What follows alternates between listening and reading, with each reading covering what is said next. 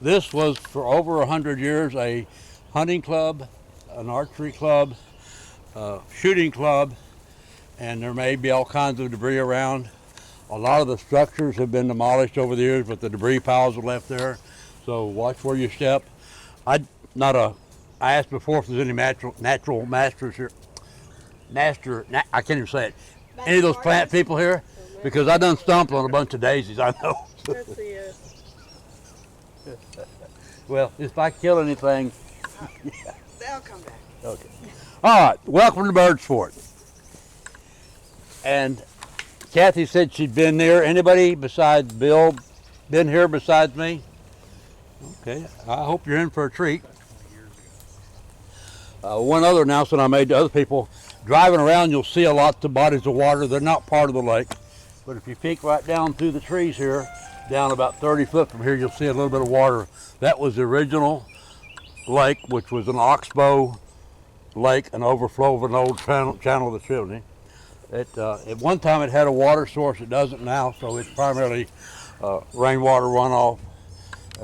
Tends to be stagnant sometimes in the summertime. I'm going to start by saying thank you for coming. If I hadn't said that, you are very fortunate, because you would be like the people on the Mayflower at Plymouth Rock. You're standing at the very site where the very first Anglo settlement in Dallas-Fort Worth Metroplex, actually for all of north central Texas, was right here at this very spot 184 years ago. A hardy band of citizen soldiers, militia, what we call them, and their families occupied this place for about 6 months in the winter of 1841 till they had to move out. I'll address that later. I've got some notes here. I'll probably wander off them. The nearest settlement from here at the time they were here was Fort English in Bonham, about 100 miles to the northeast. The nearest military outpost was Fort Houston in Palestine, about 150 miles to the southeast. And the nearest place to obtain supplies was Hall & Coffey's trading post, about 100 miles northeast on the Red River. So these hardy band of pioneers were truly on their own in the wilderness. You can't get much farther from that today, even unless you go to Arizona. I'm going to ask you to help me out as we go along here. I'm going to ask you questions. There'll be a written test at the end, young lady. I'm just kidding. We're going to step back in time for some context. April 21st, 1836. That's when the Mexican said, "Hey, we want our rent money," and we said no. Yep, there you go. San Jacinto. We won the battle, but it did not end the war. There was still some aggression from Mexico, and still some campaigns back into Mexico. They weren't very successful, but they were kind of a nuisance type thing. The Indians on the western plains were always a problem and continue to be so. Texas, when it won the battle and signed the treaty with Santa Anna, which he later reneged on, claimed a great territory much larger than Texas is today. It extended as far as Wyoming, part of Colorado, almost all of New Mexico, included the towns of Santa Fe, Albuquerque, and Taos, depending on how you pronounce it. On the south, Texas claimed the Rio Grande as a border. Mexico said, no, it's the Nueces. So that was always disputed territory, the Nueces Strip there. Nonetheless, Texas had a tremendous overabundance of land and not enough people to even think about filling it up. And that was one of their challenges. It also had a huge debt. The Revolution sacked all the money from the Treasury, and they had borrowed much from other people. The one commodity they had, again, was the land, so they used the land to pay the soldiers of the Revolution first. Depending on their length of service and what they did, they received substantial grants of land. The next issue was to attract new settlers, so they began the Headright program, where a new citizen to Texas could claim a certain amount of land. The sooner you got here, the more you got. But it remained in effect indirectly through 1848 with the extension through the impresarios. Most of the settlement, back up a step, I missed a line. Infrastructure. You have to have a way to get around. The only road in Texas in 1836 was El Camino Real, the Royal Road. Came from Natchitoches in Louisiana, went across Texas on the southern end of it, cut southwest to San Antonio and crossed the river at Presidio. That was the egress for many people that came from the deep south and from the southern part of the United States. There were some people that were able to come to Texas by boat at Galveston, or I believe Indianola was active at that time. It may have been later. There was an old trail on the far eastern border of Texas. It wasn't suitable for wagons. It was developed for horse thieves and pirateers and so forth. So it didn't really count into the equation of infrastructure, but it was kind of like the route that Sam Houston and Davy Crockett took on the east side of Texas, because going due north, there was nothing once you crossed the El Camino Real. A few scattered settlements. The majority of the settlement in Texas was along or below the El Camino Real, which is Austin, Washington, Brazos, Nacogdoches, and so forth. In North Texas, there were a couple of scattered settlements way up in far northeast Texas on the Red River, and these were settlements that started from traders that stopped there on their way up and down the river, or renegades who came across the border. There was one town, Clarksville. It was somewhat confused about where the eastern boundary of Texas was, so Clarksville was the county seat of Red River County, Texas. At the same time, it was the county seat of Miller County, Arkansas, and they had representatives in both legislatures. They resolved that a few years later. Texas Army. The army that fought the Revolution, most of them volunteers, some from Texas, some from other states. A lot of southeastern states supported Texas. There was a standing army, but after the war was over, the volunteers went home, the ones that survived. The standing army generally just kind of dissolved itself. They didn't have a mission anymore. There was not a lot of discipline. A few officers retained cadre positions of higher positions in case there ever was an occasion to reestablish the army, but for the most part, there was nothing in Texas for security except the militia again. And the militia are citizen soldiers. They're called to arms in time of emergency, and then they go home. They were usually organized at county level, so they didn't range very far from home. They protected their home front, but they weren't concerned about anybody else's home front. Along came Mirabeau Lamar. You know from history that Houston was essentially a peacemaker. Lamar just simply wanted to kill every Indian. And if I offend anybody saying Indian, I'll get lost if I try to do first. So no offense, Native Americans, Indians. At that time, they were our enemy, so we wanted to respect them. So Mirabeau, President Lamar, I'll fumble over that. President Lamar came up with a plan to deal with the lack of population, the lack of security, and a path forward for growth. His plan was codified in legislation that passed in December of 1838. It had a rather lofty title as an act for the protection of the northern and western frontier of Texas. Now, the northern frontier is easy to define. That's the Red River. Always has been, well, at least since France and Spain parted ways over it. The western frontier is harder to define. Basically, as civilization moved west, whoever the last settler was, out his back door was the western frontier. The last man there was the one who was most exposed. It grew gradually from East Texas. By the time of Bird's Fort, as I said, it was still 100 miles to the last settlement. And Fort English was not a military fort, but it was a civilian fort. It was built by the citizens that lived around there for protection in case of attack.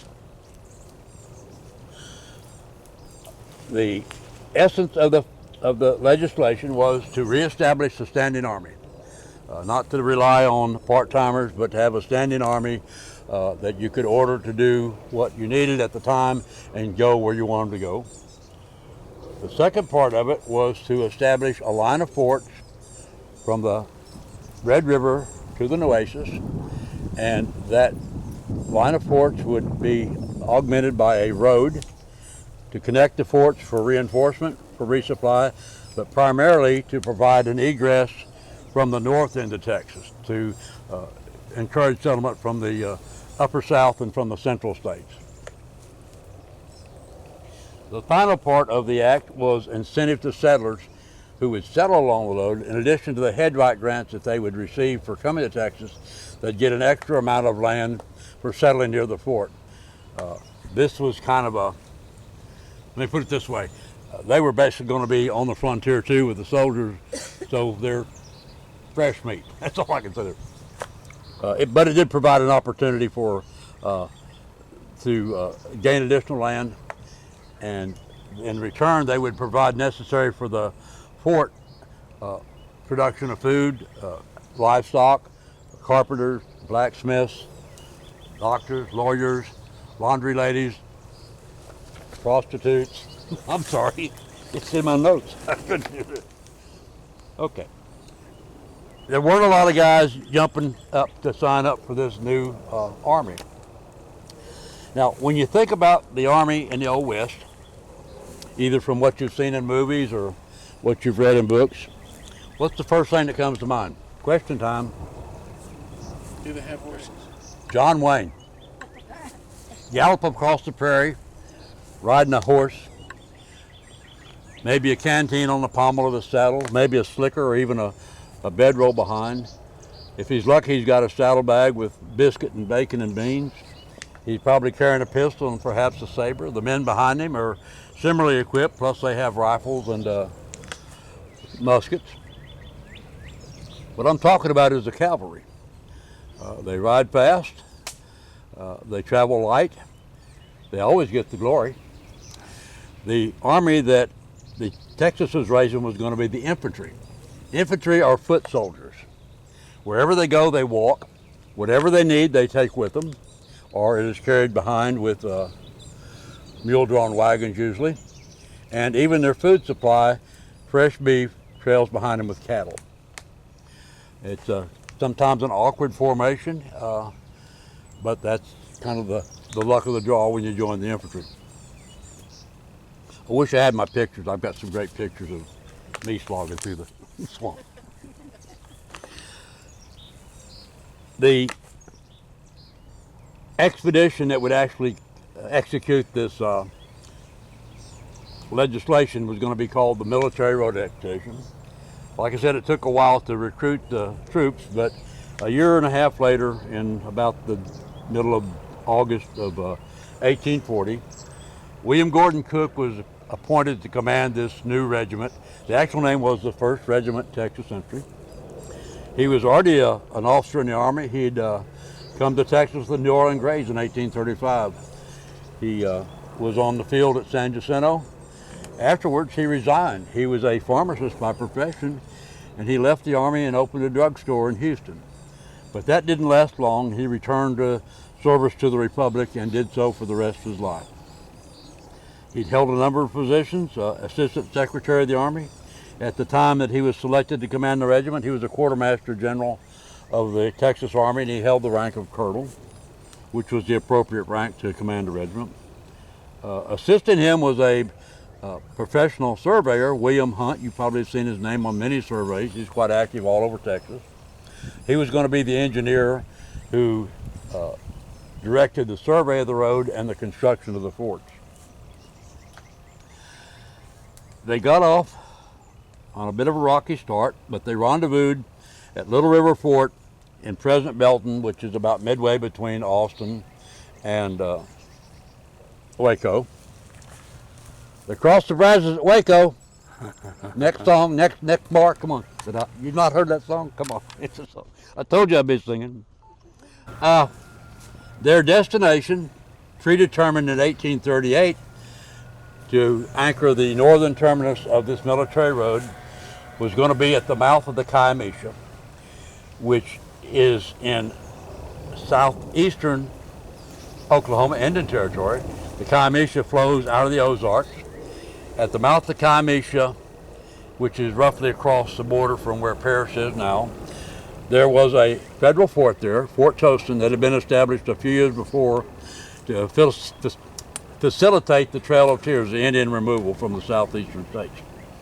And from that fort all the way back to Fort Smith, which is the main headquarters for the military department for the Arkansas and Missouri Territory and the Indian Territory, the road went all the way back there. So that provided already a road to link to have immigrants come down the road. There was also an older road a little bit farther east, started as an Indian trace called the Osage Trace.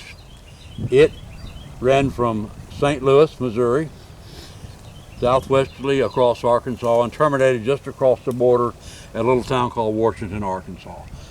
That's also where the Red River, what they call the Great Bend of the Red River, it runs east and then it just drops and heads toward the Mississippi. So this was the point chosen to terminate the road because it already had some potential for traffic coming into the state. To get there, after Cook and his men crossed the Brazos, they had to turn east because it was in the northeast corner of the state. And the first obstacle in his way was the Trinity River. And it happened to be flooded at the time and they weren't able to cross. So they had to continue moving north-northwest along the west bank of the Trinity until they finally reached the Three Forks. Everybody knows what the Three Forks is. It's the area in Dallas County where the Three Forks of the Trinity come together. From there, they continued north and eventually hooked up to a fairly fresh trail that took them to Fort English again, where he initially made camp for his men, reported back to his boss, Branch T. Archer, the Secretary of War in Austin, and then set about making plans to continue his mission. At the very same time, back in Illinois, a group of family and neighbors had decided to, after the harvest, pack up everything they owned and be gone to Texas. This party consisted of John Beeman, his half-brother James Jackson Beman, their nephew John S. All had wives and children. Also included the families of Solomon Silkwood, Henry Hahn, partial members of the Cox, some Honeycutts into this group by marriage, some Moore brothers, and several single men, probably numbered in all about 40, maybe 50 souls. And they were bound for Texas to receive the grants of free land. Now they'd heard about it because some of their family members had gone before them. And John Beeman himself had bought what is called Toby scrip, which was one of the devices Texas used to raise money. They sold basically a coupon, and you bought it, and when you got to Texas, you could cash it in for land. The price John Beeman paid in Illinois was 15 cents an acre, which was fairly reasonable time. People that lived in the United States, in order to acquire land, they had to buy it from the federal government. The federal government owned all the land, different from Texas in the latter years. And the par price was $1.25 an acre. The terms were cash, and you're usually limited to buying it in 40-acre tracts. So if you're trying to build a farm or homestead, you might end up with checkerboards instead of one intact contiguous farm. The advantage in Texas, if you came to Texas, you essentially got a minimum of 640 acres free. The only requirements, you first had to receive the certificate, then you had to have it surveyed, then you had to occupy it, build a cabin, cultivate a crop, and remain there for 2 or 3 years, and then you get your title of the land free and clear. Quite a bargain compared to what your situation would have been in Illinois. So as this caravan of Illinoisans, is that a word? Headed southwest, we know they crossed the Red River on December 6th. We don't know exactly where, but they made camp right away in Bowie County. And immediately the men all went to the nearest land office to register for their headright grant. You got to get on the list in order to receive the certificate. it was a half measure for single men of 320 acres, but women who had been widowed, had children, qualified as a full head right. Now, there was the exception is, why would a single man get it and not a single woman? Well, that's chauvinism, right?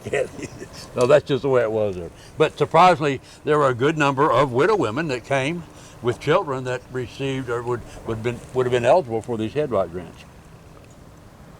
So the Beman arrived, the Beman party, I'll just call it the Beman party for short. I want to enumerate all the men for it. They joined other relatives that had come before, and in this campground, after they received their head right grants, the first thing they went off to do was to rent land, because they had to make a crop for the coming spring. It's December, planting time's coming on pretty soon, and they had to subsist going forward. You don't get your land right away. It's a process that takes a while. Back at the camps at Fort English, Cook had traveled up to meet Hall and Coffee, and Coffee had convinced him that was the best place to establish the terminus of the military road. It would have benefit him greatly, because he had his little trading post right there, and all the traffic would come right by the door. But he explained that there was a developing road network from his trading post all the way back to Fort Smith again. There were actually at the time immigrants waiting to go south into Texas, waiting for a military escort. So Cook was convinced. He traveled another 10 miles into the frontier, and at that time, Holland Coffee was the last man on the frontier. He traveled another 10 miles and selected the spot for the very first post of this line of posts.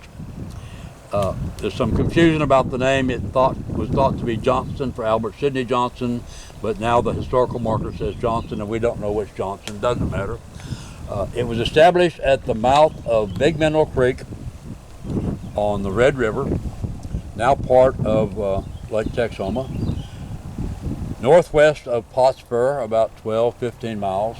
The nearest thing some of you might be aware of, it's right next to Hagerman Wildlife Refuge, if anybody's been up there. Yeah.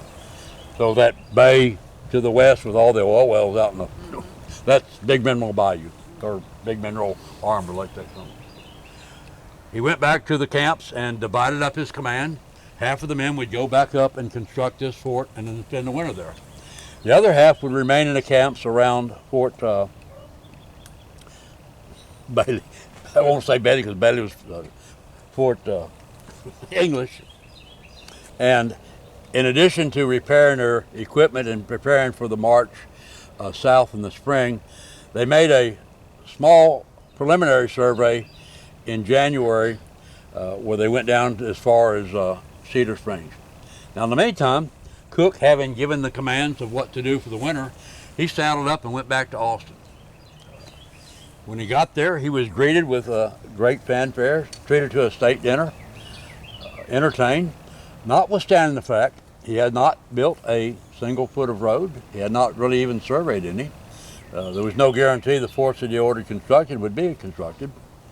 And incident, I may have mentioned there were a couple of setbacks at the beginning. The first one was, before they even got off the start, all the cattle strayed. Had to wait for the cattle. Then all the men that were supposed to be there were late. He had to wait a while. As he proceeded, I already said he had the difficulty in getting across the Red River, or the Trinity River. At one point they made camp and did not have a water source. They sent some men back for water. They were attacked by Indians and killed. The next night, the excuse was the norther came up and scattered the cattle. It could have been the norther, could have been the Indians themselves, but nonetheless, all the cattle are gone once again. Traveling along the bottomlands of the overflowing Trinity River, they were exposed to things that cause disease. We didn't know about mosquitoes and malaria then, but even insect bites and snake bites and it took a toll on the soldiers. By the time they reached the Three Forks, which again Dallas, and about the campsite's probably somewhere around Seagoville, they were pretty much destitute, starving, ill. They had to eat their horses, their dogs, and their mules to survive. And yet he's a hero. Wasn't all his fault, and he made his proper excuses to his commander there. but that delayed it getting to the Red River somewhat. But finally, I won't go into the details, they finally made it up there. As I said, Cook saddles up, goes back to Austin. Coincidentally, at the time he arrives in Austin in mid-January, the Congress of Texas is finalizing some legislation with a group of investors who would, in exchange for being given a large grant of land in Texas, agree to bring in a large amount of settlers. We know this group now is the Peters Colony. The legislation passed about 2 weeks after Cook arrived. We don't know if he influenced it. We don't know if there's any relationship. It's just kind of an honor right, and you'll hear more about the coincidence as I go forward. But this group of investors were what you call an impresario, the very same as Moses Austin 2 decades before. The Mexican government gave Austin and a number of other impresarios a large amount of land. They parceled it out, and they made some profit by holding back some or by providing other services. So this was what the Peters Colony was designed to do. But since the investors were in 2 groups, half of them were in Louisville, Kentucky. They were not pioneers. They're not frontiersmen. They were music publishers. They published sheet music and sold pianos, pinafores. I asked you about what a pinafore was before. I didn't know. I thought it was a dress. So they're not used to the Western ways. The other half of the group was over the pond in England. So it took a while to coordinate and organize and communicate. So nothing happened right away with the Peters Colony. But something happened with the Texas Army. In March, while Cook was away in Austin, and the soldiers were busy building the fort and readying for the spring campaign to actually build the road, a dispatch rider arrived from Austin with a message. Congress had adjourned without appropriating funds for the Army. They had to return to Austin immediately to be discharged, and that was the end of the Standing Army of Texas. Permanently, there would never be another one, and effectively the end of the military road and the line of forts. Where am I now? 1841 March. Okay. When the Army left, once again the settlers on the frontier were unprotected. There had been a series of raids, usually small scale, targeting separated homesteads. The homesteads, when people received 640 acres, you could almost guarantee your neighbor's going to be at least a mile away. These Indian raids would target a specific homestead, usually kill the males, violate the women, kidnap the children, steal the horses, whatever foodstuffs might be available. You've seen images where the Indians go wild going through a lady's trunk and throwing the lingerie up in the air. And then they'd burn the cabin. So this really created quite alarm among the settlers. And they took it upon themselves to form, you could call it a posse in some Western movies, but again, they formed a company of militia, citizen soldiers, with the intent of going after this group of raiders to retaliate and eliminate them. Meanwhile, all the way back in Clarksville, there was a general sitting there who was actual commander of a whole brigade of Texas militia, but it was a paper army. He did not have any troops. The only militia were these ad hoc companies that were raised in case of an emergency at county level. Nonetheless, he heard of the plan and he joined them as an honorary commander. They proceeded west from, I believe they left from Fort Johnson, the post that had been built over the winter. They went as far as the headwaters of the Brazos without finding a trail. They turned around, and on their way back, they encountered a trail running southeasterly and took it basically along the route of the West Fork of the Trinity River, passing through where the future Fort Worth would be and to where the future Arlington would be. They found a large encampment of multiple tribes all huddled there together on what is now called Village Creek. Now, the general had been pretty silent so far, but with his instincts, he was a veteran of the Indian Wars in Tennessee, a veteran of the War of 1812, and he exerted his general authority and said, "Charge!" And that the men did. They rushed into the village, horseback, using pistols, rifles, muskets, swords, sabers, bowie knives, maybe clubs, kicking them with the feet. They killed a number of the inhabitants of the village and were feeling pretty good about themselves as they pulled out of the village, only to look upstream and there's another village. And beyond that, there's another village. It was estimated later on that there may have been as many as 10 or 12,000 braves in these camps, but luckily most of them were gone on the hunt at the time. But they started taking casualties in the second village. John Denton, a Methodist minister but a part-time soldier, was killed. Henry Stout, an old frontiersman, was wounded. So they withdrew to reassess the situation. Now have this thing focus my mind. How many saw the last Alamo movie? Okay. In this scene that sticks in my mind, and I believe it's Billy Bob Thornton. Love that guy. He's such a dope. He's playing Davy Crockett. He looks out over the plains and there's 5,000 Mexicans with cannons staring down his throat. And he turns to Colonel Travers and says, "Sir, I think we're going to need more men." And indeed they did need more men. So Tarrant orders the Company of Militia to return back to Northeast Texas, and he sets about to raise an entire brigade of militiamen to return in force. Effectively, they thought they probably raised at 400. A similar force would be raised in Nacogdoches, which was the headquarters of the 3rd Brigade, and they would converge on the village in what you call a pincer action, where they simultaneously, I'm bad with these words, at the same time attacked from opposite sides. Very sound tactical plan. General Schwarzkopf exercised that in the First Gulf War. However, when they got there, the Indians had fled. I guess they either anticipated their arrival or figured that, they'd stirred the hornet's nest, so they all disappeared somewhere. The 3rd Brigade went back to their home.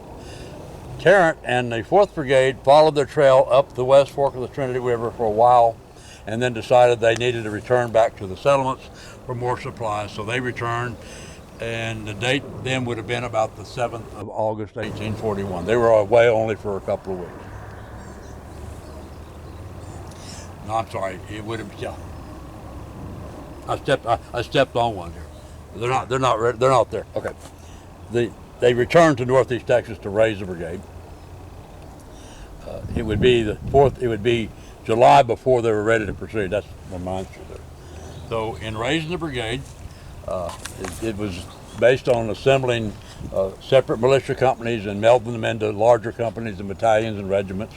Even had a field staff, inspector general, even I think a surgeon assigned to this large brigade-sized militia force to return to the village.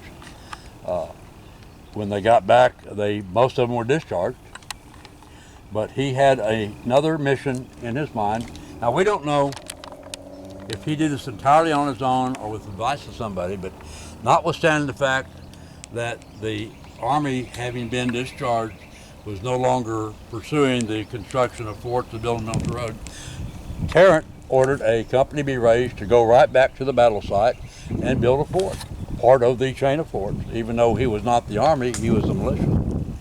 They didn't have the same financial support. It took a while to raise enough men to return. The members of the 1st Brigade included almost all the men that had come with the Beman clan and many others that were related that come before. The company that was finally raised to return to the fort was about half of the Beman party, but there's only about 24 of them. And it was not until September of 1841 that they managed to head out to build the fort. Now, they also raised another company, and this was to go in search of a couple of boys who'd been kidnapped while they were out on this last campaign. These two companies militarily constitute a battalion, and a battalion is commanded by a major. And there was a soldier in the previous operation who had been a soldier in the Alabama militia where his home was. He'd just recently come to Texas, and he had been the sergeant major of this brigade operation, so Tarrant selected him to be the commander of the battalion of these two companies. His name was Jonathan Byrd, thus the name of the fort. The other company set off in chase of the captured boys, were not really successful, but several years later they were recovered and ransomed. The Byrd's Fort Company came right to this spot right here, all 25 of them. The commander was Alexander Webb. like I said, about half the men were part of the Beman party from Illinois, and the other half were, for the most part, were new arrivals to Texas. The older arrivals would have already had homesteads established and would be interested in going out. It took them a couple of weeks to build a fort.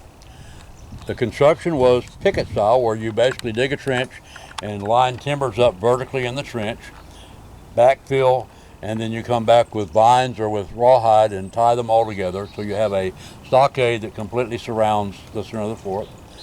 They would construct 2 blockhouses within that stockade, Lincoln log style, log on log, horizontal, so they could see over the top of the pickets and also have some protection from attack if they were attacked.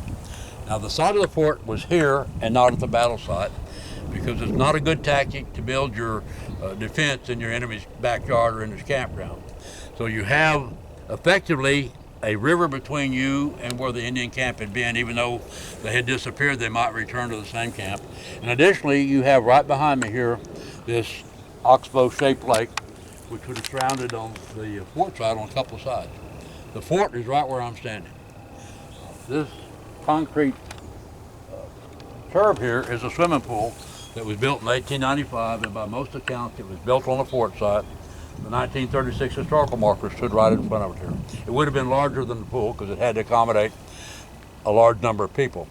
Once the fort was built, they returned to northeast Texas, tried to recruit some more men to come man the fort, but gathered up their families to return in order to take advantage of the free land that would be offered to people who would settle around the fort. This was their prime motivation of coming back here, and they did, arriving in November, only to find that in their absence, not all the Indians had left, and some of the ones remaining had burned off all the prairie grass. And this took away grazing for their horses, probably the small animals, deer, squirrel, fox, raccoon, possum, that might have been an additional food source, and also perhaps edible roots, berries, nuts, and so forth. To contend with this, they selected a couple of men, 3 men actually, to return back to the settlements for additional supplies. Among them was Hamp Ratton, Solomon Silkwood, and Captain Webb himself. A good leader doesn't send the men out to do what he wouldn't do himself. They got as far as Elm Fork, happened upon a bear tree. A bear had gone up a tree and it didn't look like he'd come down, so they were going to capture this bear, whether for sport or for dinner, probably both. And in the process of doing it, they were attacked by Indians. Hap Ratton was killed outright by the Indians. It was Christmas Day, it started to snow. Webb and Silkwood returned to the fort for protection both from the weather and from the Indians. Hamp was brought back a few days later, but when they found his body, he was still guarded by his faithful dog, Watch. What's a good name for a watchdog? Watch. There you go. So, they buried Hamp. There used to be a ridge running from here up to the high ground where the railroad is here, and they buried him about 400 yards up the ridge. A few days later, Silkwood died of exposure from being out in the snow and the cold. They buried him there, and a third man by the name of Long. We don't know much about him except his brother was part of the Illinois troops. We assume they came together, but we don't even know his first name. He was also buried in this impromptu cemetery on the ridge here. Those are the only 3 people that were associated with Bird's Fort that were buried at Bird's Fort. Now you'll find other accounts that talk about Major Bird's father and daughter and some other guy. They were never here at all, and they didn't exist. Bird had just recently come to Texas without his family. Surely his aged grandfather wasn't going to be, lurking in the woods waiting for a chance to get scalped. But the only 3 burials were in that cemetery. And as I said before, in the ensuing years, beginning around 1890 or so, this whole area was mined for gravel. That entire ridge is gone and the cemetery is gone. It was not, the graves were not marked for fear that the Indians would dig up the bodies and mutilate them. Hamp's widow, Polly, at one time encouraged her cousin by marriage, William Honeycutt Beman, and King Custer to come back out, and then they decided against it. Instead of they put piling around the cemetery, it would make the Indians know where they were. So they just basically left as was, and later on, probably disappeared from anybody's appearance. Now, I spoke about the Peters colony. This is kind of lurking in the shadows here. Finally, by the time the settlers had reached the Bird's Fort, the agent for the Peters colony had made his way to Texas and signed a contract that specified where their grant of land would be and how many people they would have to bring in. And this was done in August. The location of the grant for the Peters colony began at the very point of where that first fort was established on Red River, Fort Johnson. And again, these settlers are recruited to be a buffer, so they're at 10 miles beyond the frontier.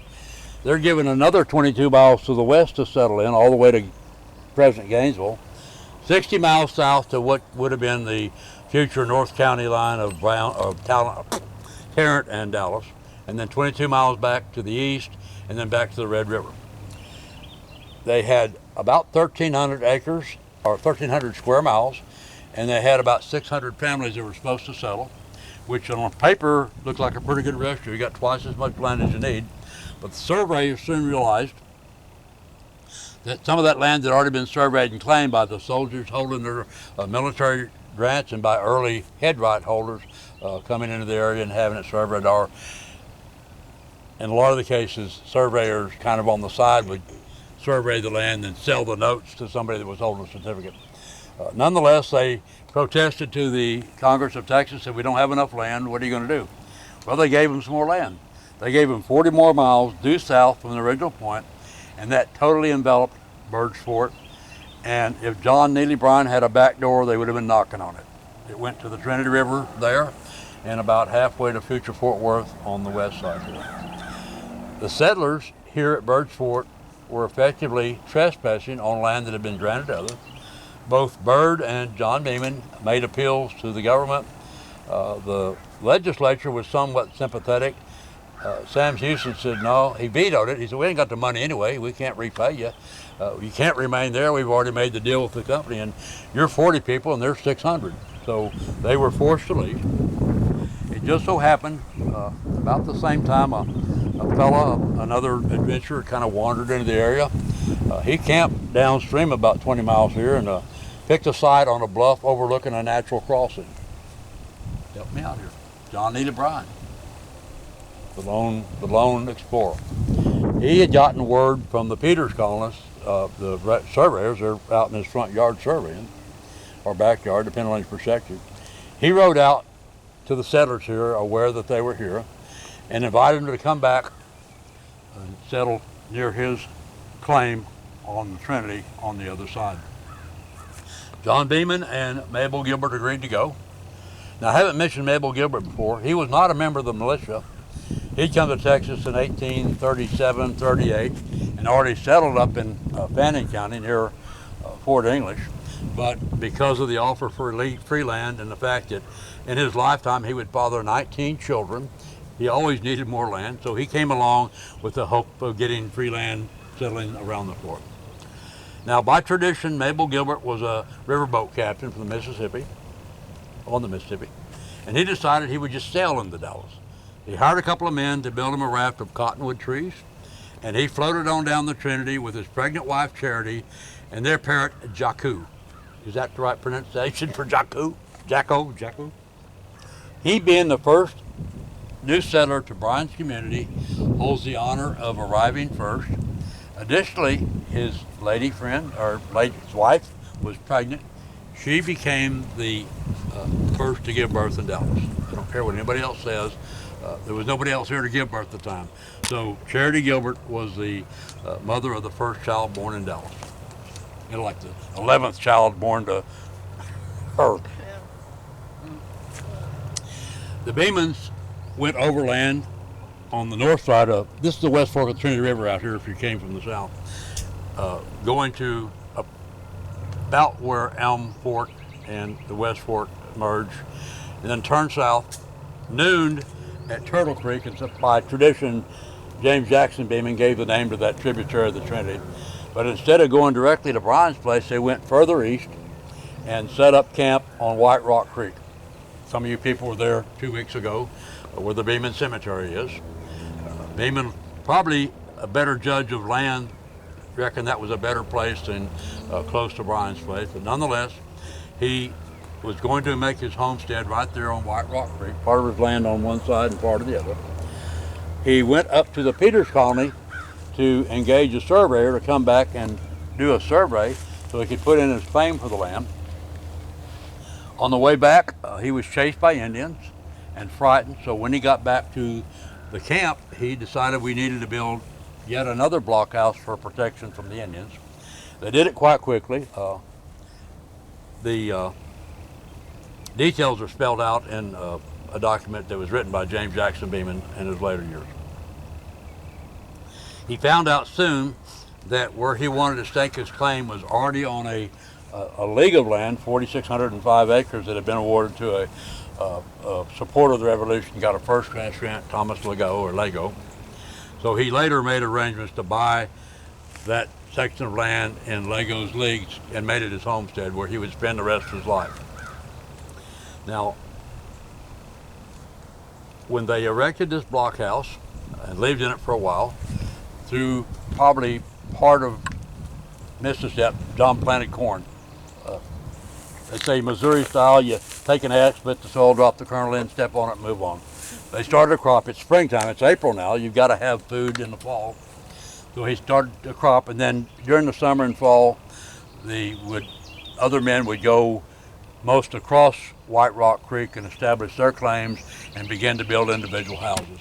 So the blockhouse is probably only utilized for perhaps 2 or 3 years.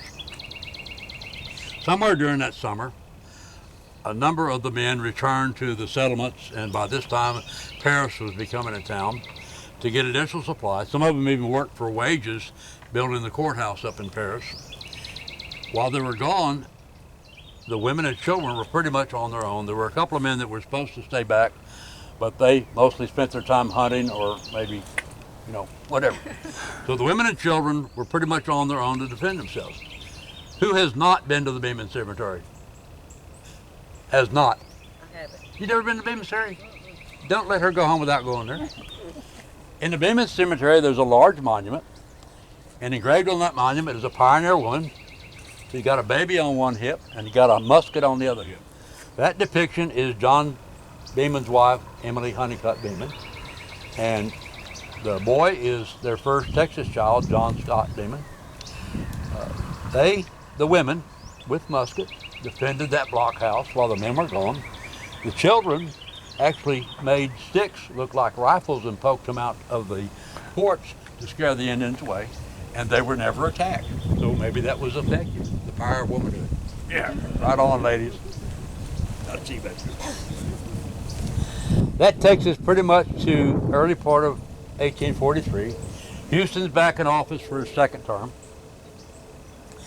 He's a pacifist, so he decides the better approach to the Indian problem is to make peace with them. He names a couple of men, I think Joseph Eldridge and Hamilton B., makes them commissioners and gives them the task of going into the Indian camps and on the plains and in western Oklahoma and Indian Territory and cajoling or convincing the tribes to come in to meet for a treaty of peace at Bird's Fort on the full moon of August, which is 10th, 12th of August.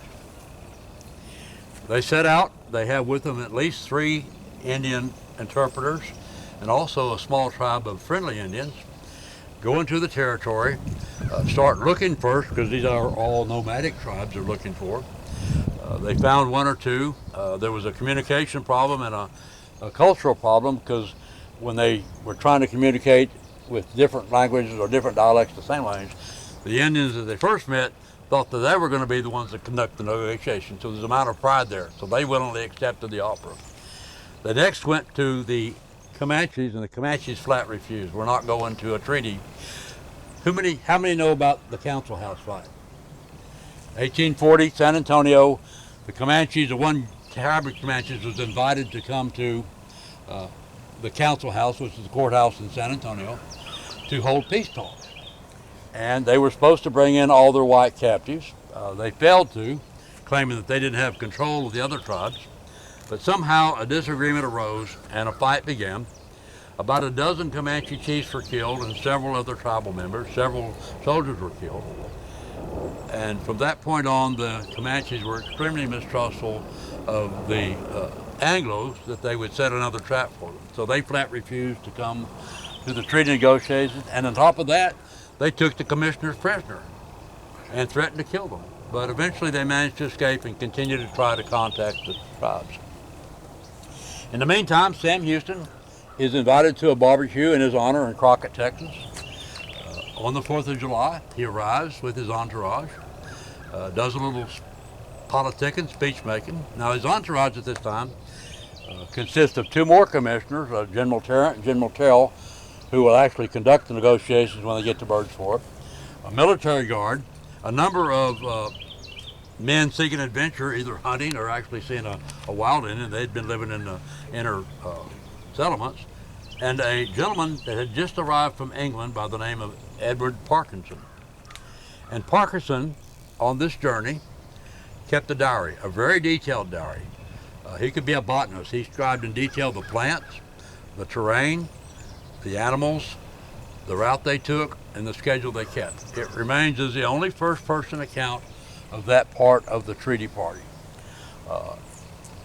James Jackson Beman, in his later years, wrote a similar account of the move from Illinois to Texas, the experience with the militia, the experience at Bird's Fort, the move to Dallas, and the growth of Dallas. Neither one of those documents surfaced until about the mid-1900s. Most researchers still have not seen them, but they're first-person accounts written at the time of the action, very, very accurate, and not easily, but can be corroborated with other records and so forth. But those remain as the 2 primary documents of everything I'm telling you. Some people don't believe half the things I tell anyway, but that's my primary source. Houston, now, having completed his speech and wiped the sauce off his lip, his entourage heads toward Bird's Fort by way of Dallas. They arrive on the west side of White Rock Creek and set up camp at a place dear to me, White Rock Spring, is what they called it then because of the White Rocks. Now we call it Big Spring because that was what John Beeman named it in his estate, in his will. They set up camp there, and the settlers in the area showed up, perhaps out of curiosity, but John Beeman in particular, because he'd already planned to claim that land for his own and wanted to make sure these fellows didn't hang around and jump his claim. They continued on, except the guide for Houston's entourage, John Reagan, who was a surveyor and a previous soldier, took ill. He went to stay in the Beman blockhouse, and James Jackson Beeman went with Houston and his entourage the rest of the way to Bird's Fort, arriving about the 10th of August, just before the appointed time. They get there, not an Indian in sight. No word from the commissioners. Houston's frustrated. I think Houston probably had a temper. He might have been more than frustrated. In a few days, he packs up and moves the treaty ground about 15 miles to the northeast to a place called Grapevine Springs in present Coppell. Now, not the same as the town of Grapevine. That entire area of northeastern Tarrant and northwestern Dallas County was called the Grapevine Prairie because of all the Mustang grapes that used to grow there and the vines we used to smoke. Who hasn't smoked grapevine? Yeah, I knew that. Has not. Oh, did I say that? Well, look at all these hippies out here. Okay. Again, no Indians and no word from the commissioners. Houston, now he is frustrated. He's angry. He's angry at his commissioners for not doing their job. He didn't know about the Indians being or taking them captive. He packs up and goes back to the capital to take care of their public business. He left his commissioners there. They wait, and finally the Indians arrive in early September, almost a month late.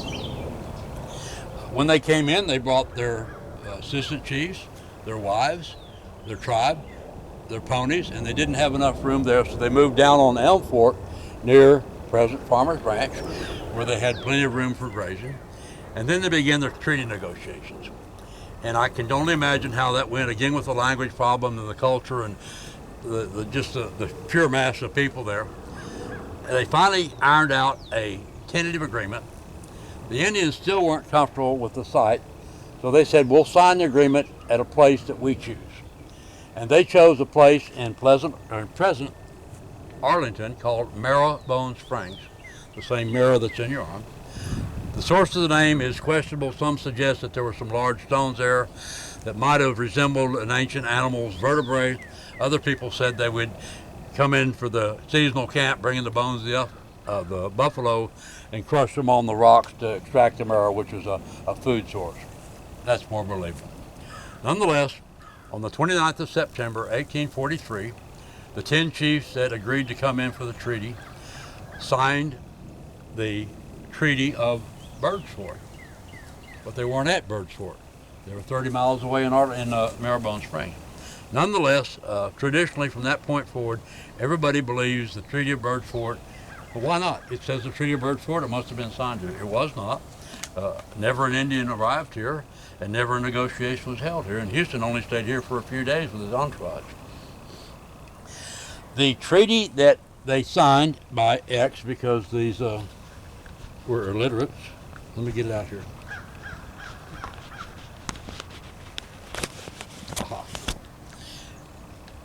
Again, they were illiterate. They didn't read or write, so they had to pretty much accept what they thought they understood. And a treaty was drawn out for them to sign. It had a preamble with all the whereases and therefores and so forth, but the entire treaty was one article, 40 words, and it says, both parties agree and declare that they will forever live in peace and always meet as friends and brothers. Also that the war which may have heretofore existed between them shall cease and never be renewed. That's what they agreed to. I'm sure they were given a few trinkets and sent back on their way. The commissioners then went to Austin, delivered the treaty to the legislature, who ratified it, and then they published it. And when the published version came out, it was not one article, it was not one page, it was 24 articles and 10 pages of fine print. The Indians would probably never have conceived of all things. It was somewhat mutually beneficial, but they probably had no concept of what was involved. One of the benefits of the treaty was that the government would establish trading houses where the Indians could buy things they normally wouldn't have access to without stealing them, and also have a market for their buffalo hides and pelts. The line of demarcation basically ran from San Saba through Comanche Peak to the cross timbers. They were supposed to stay on the west side of it. The Anglos were supposed to stay on the east side of it, but of course they didn't. Although a relative peace kind of ensued, the Comanches did come in the following year and agree to similar terms, not at Bird's Fort, but down at Tawanaco on the Brazos down there. That was the effect of the peace treaty negotiations, and going forward, I guess it was better than just fighting, to the death on either side, and it seemed to work pretty much. We're in fall of 1943. The next thing happens is the winter of 43, 44. Now, in 44, the Congress of Texas officially rescinded the part of the Military Road Act where anybody could take any kind of action to recover the claims that they might have been given. Now a sharp lawyer can get around that, but then you just, that's the law, move on, forget that. Mabel Gilbert again, after this first year in Dallas, Bryan had actually built him a cabin for money before he arrived, so he'd have a place for his wife and child. He moved across the river and settled on a tract of land that happened to have a spring on it. It took the name Gilbert Spring because Mabel Gilbert settled there. The creek that flowed from that stream, or from that spring, became Gilbert Creek. It shows on one of the early maps, the Peters Colony map has Gilbert Creek right on the map. When the law was rescinded, he had no way to get additional land, so he returned to his former home in near Fort English. Peters colonists came along and filed a claim on that land. His name was William Coombs, and now that creek is Coombs Creek. After the Civil War, a person bought a part of it. His name was Kidd. You know where I'm going here? Yep. Kidd Springs. Yep. There you go. And now it's got a lake, and the spring still flows in a fashion. Maybe it's like Disneyland. Maybe it's animatronic, but there's flowing water and there's a water spout. So now we're into 45. What happens in December of 1845? Now somebody's got to pony up something. Statement. Texas became the 28th state of the Union. That triggered a war with Mexico once again. This time the U.S. was fighting it, but it had a number of Texas troops as rangers. Jack Hayes had a regiment that fought half in Texas and half in Mexico. These were, though, federalized troops, although they were raised as ranger units in Texas. They patrolled the same frontier, the earlier plan, from the Red River to the Nueces. After the war was over in 1848, the treaty that was signed compensated Mexico for some of the excess land that Texas had claimed. They didn't give it back to them, they just gave them some money for it. It also paid Texas for that excess land a sum of $10 million. I've got it, when we get to the lunch place, I'll show you the map, it's easy to see, but basically what would have been when North Texas would have been Cheyenne, Wyoming, it no longer is.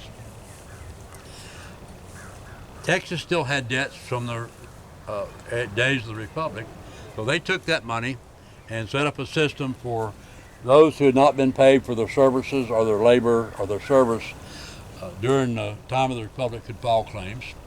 It was kind of a lengthy process. You had to have proof. Captain Webb at that time was living in Sunnyvale down south of Mesquite.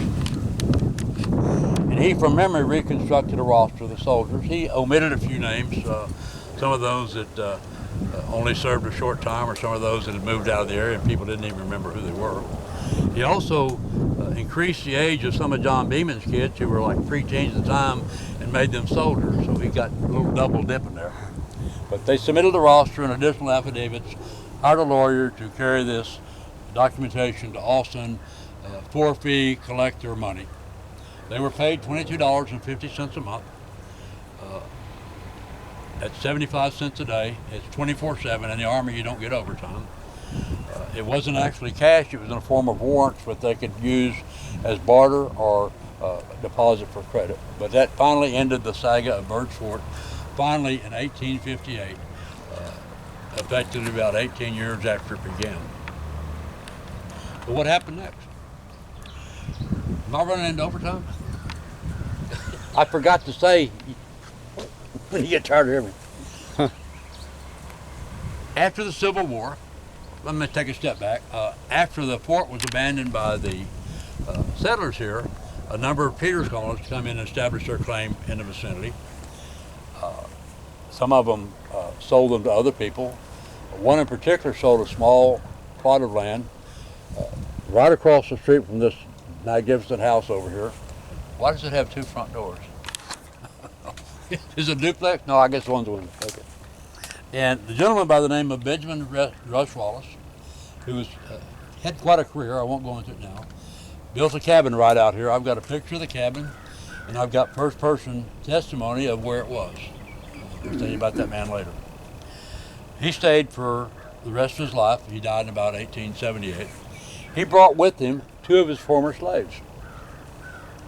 And they established a freedman's town right across the river over here, or the river road over here, called Mosier Valley.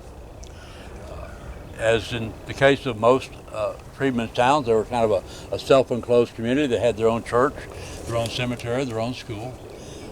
The school was removed in the 40s with the consolidation of the school business. The cemetery and the church remains, and some of the original descendants of the founders of that town still live in that area and maintain the culture of their family. After the Civil War, a family by the name of Callaway bought some land in the vicinity. It's not real clear if they actually bought the lake, but because of their presence there, it became known as Callaway Lake. And on most maps and on most property records still is Callaway Lake. Around these are real tight dates here, so I need to look at my notes here. Okay, 1880, Callaways established the Callaway Hunting and Fishing Club around the lake.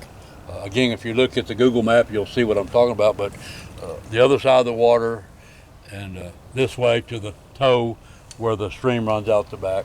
Essentially, the intact parcel of land, which measured 112 acres, stayed intact for almost 100 years, for more than 100 years. The next organization came in 1895, and it was called the Silver Lake Hunting and Fishing Club.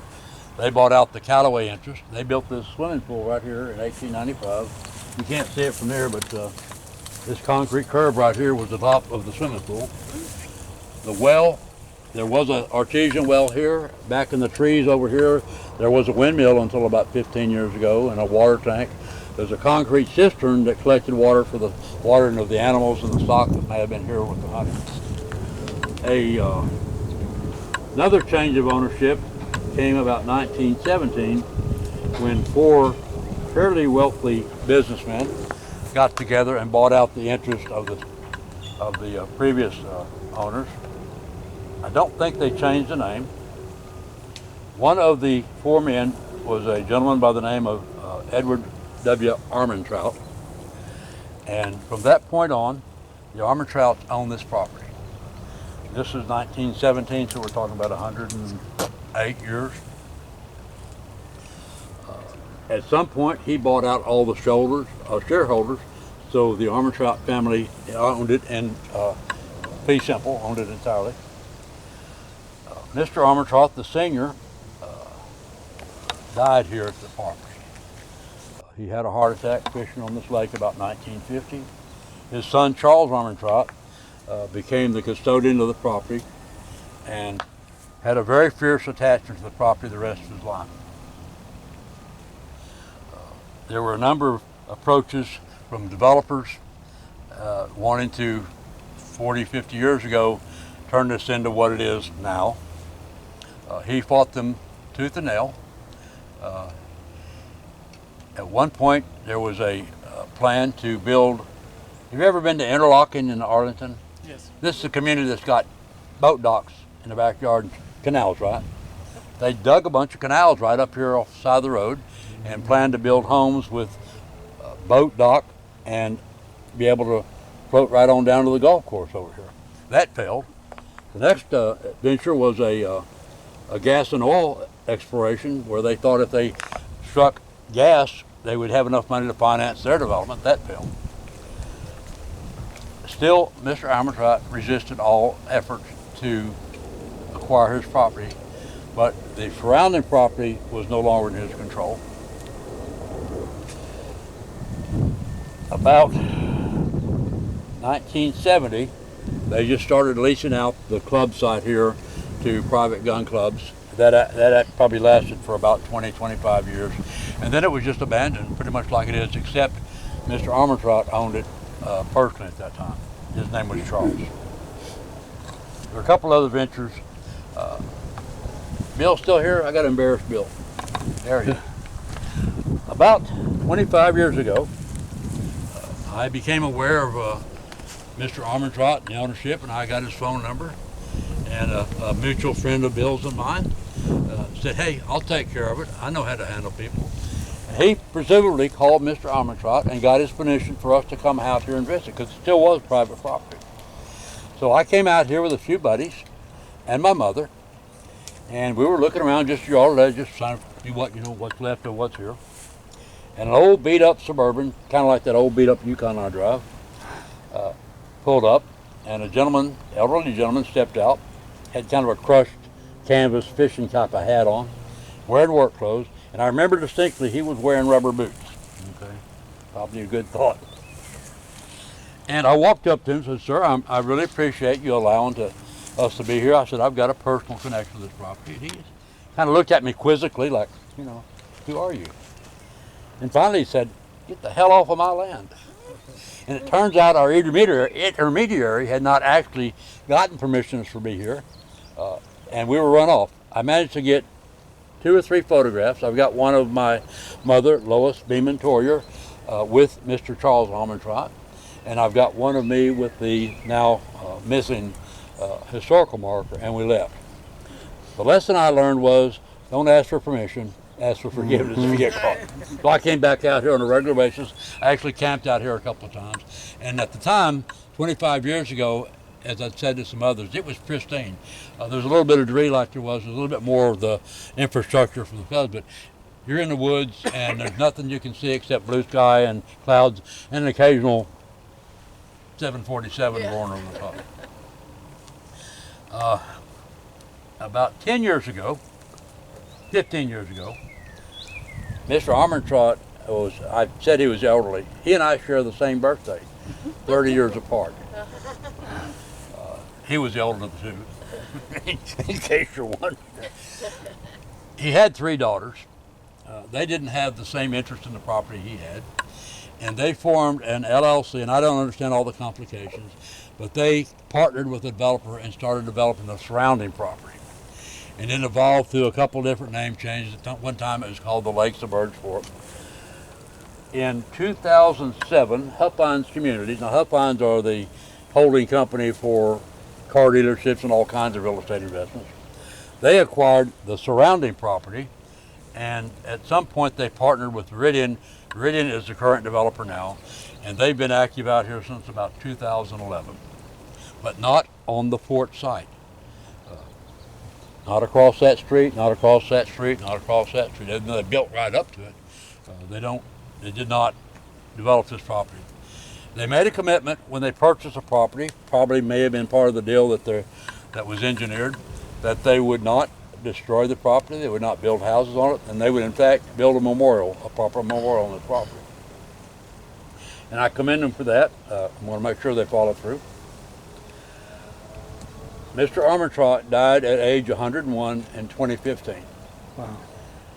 About 3 days later, his daughter sold the property to Meridian.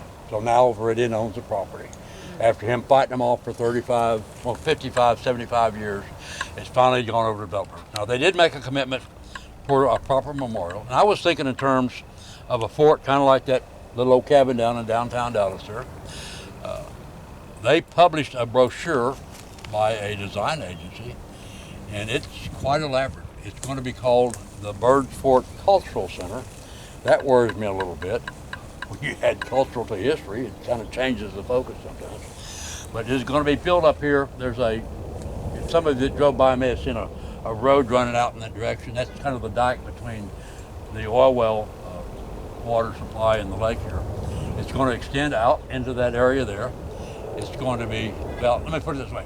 Look up on your phones, Birds Fort Cultural Center, and you get to see the picture. But quite an elaborate fort, and it actually has not a real fort replica, but kind of a fall replica. That kind of ends the story.